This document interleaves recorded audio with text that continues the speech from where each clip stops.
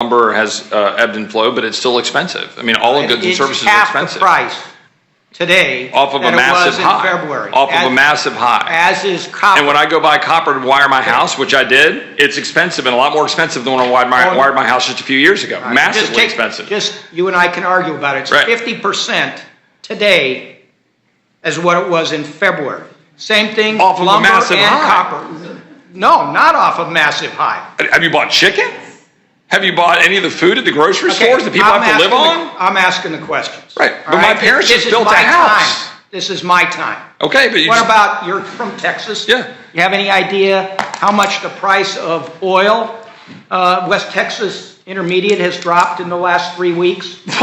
I mean, my question is easy to answer, yes or no. Right. Do you know what it has dropped in the last 3 weeks? Yeah. So you're saying the fact that it goes down off of a massive high after massive policy supply restrictions that is driving up the price of energy? Can you answer any question, yes or no? I am answering the question on behalf of the American people that I represent.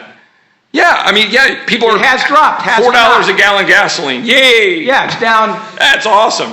Okay, it's down. Sell that home. My question was, is it down? $4? Yes. Pat yourself on the back for $4. What about the barrels? You know it's down $40 a barrel? $4 gasoline is what you're excited about? Did you know that it's down? Greetings, friends. It is finally moving through Congress. Senate Minority Leader Mitch McConnell is urging his GOP colleagues to not delay the passage of the debt ceiling deal. Also, friends, if you are receiving SNAP benefits, you will likely see a change to your monthly benefits very soon, as lawmakers have agreed to new work requirements. My dearest friends, please make sure that you watch until the end of this video. Also, do stay tuned because I'll be announcing the winners of today's Walmart gift card giveaway. If you would like to enter these weekly giveaways, friends, all you have to do is click and like several of my videos and then comment below the keyword of each video that you watch. The more videos that you watch and then comment on, the greater your chances, friends, of winning the giveaways. Today, Senate Minority Leader Mitch McConnell is calling on his Senate colleagues not to drag out the consideration of the debt limit deal. It could be delayed past the June 5th deadline if senators use every procedural tool available to slow it down. Senator Mitch McConnell applauded Speaker Kevin McCarthy for winning significant concessions from President Biden, including a cut in non-defense discretionary spending, a recession in funding for the IRS, new work requirements for federal assistance programs, and permitting reform for major energy projects. Mitch McConnell said in a recent statement, "The Senate must act swiftly and pass this agreement without unnecessary delay." Several conservatives, including Chip Roy, are criticizing the deal for extending the debt limit past the 2024 election, while not doing enough to cut spending.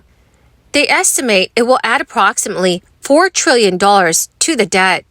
Chip Roy on Sunday threatened to round up enough Republican votes to stop it from passing the House.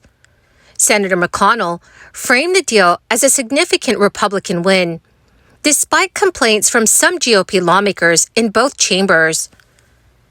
Mitch McConnell also highlighted the energy permitting reforms and reform work requirements for federal food assistance and welfare programs. Under House rules, lawmakers must have 72 hours to read the bill. And since they received it on Sunday, Wednesday is the earliest day the House can vote. Speaker McCarthy wants the House to pass the bill as soon as possible, but lawmakers could drag the Senate debate until past the June 5th deadline. However, opposing lawmakers will come under heavy pressure from colleagues to not risk a technical default by throwing procedural obstacles to a bill that appears to have strong bipartisan support.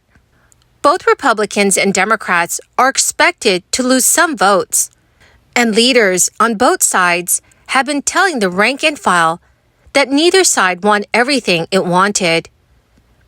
Experts warn that if the federal government defaults on its debt, it would likely cause interest rates to rise and create turmoil throughout the economy. President Biden also said he expects a deal to pass a House this week. One of the most contentious issues surrounding talks over raising the debt limit has been whether the Biden administration would agree to stricter work requirements for people who are seeking food stamps and other safety net assistance. The deal reached this weekend includes something of a compromise. It increases work requirements for the SNAP program and cash welfare, but does not alter requirements for Medicaid. It also expands food stamp access for veterans, homeless individuals, and young adults transitioning out of the foster care system. So whether the agreement will pass muster with progressive Democrats and conservative Republicans remains to be seen.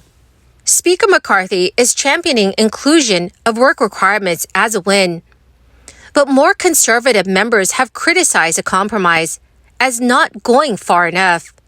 Representative Chip Roy called the work requirements weak, but Democratic Representative Pramila Jayapal told CNN News that the work requirement provisions was absolutely terrible policy, and she said she would need to examine the text of the agreement before deciding to vote for passage.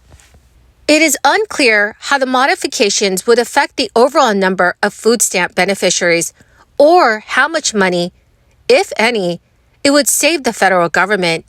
As part of the agreement, able-bodied adults who are 54 years old and younger and do not have children must work or participate in a training program for at least 80 hours a month to receive food stamps for extended periods of time. Current work requirements apply to adults ages 49 and younger. Also, the debt ceiling deal requires the United States Agriculture Department to make public the application that states submit to waive work requirements for areas with high unemployment and reduces the share of people that a state can exempt to 8%. Anti-poverty advocates praise the additional exemptions, but lamented the expansion of work restrictions, as well as the decision to tie safety net programs to the need to raise a nation's debt limit. Well, my beautiful and most dearest friends, thank you very, very much for joining me here this Memorial Day. Also, thank you so much for being part of this community. The two winners of today's Walmart gift card giveaway. Congratulations, my dear friends. To claim your gift cards, please check your notifications page and send me a message. Also, you can message me on my Facebook page. Thank you, friends, and have a wonderful and very blessed Memorial Day.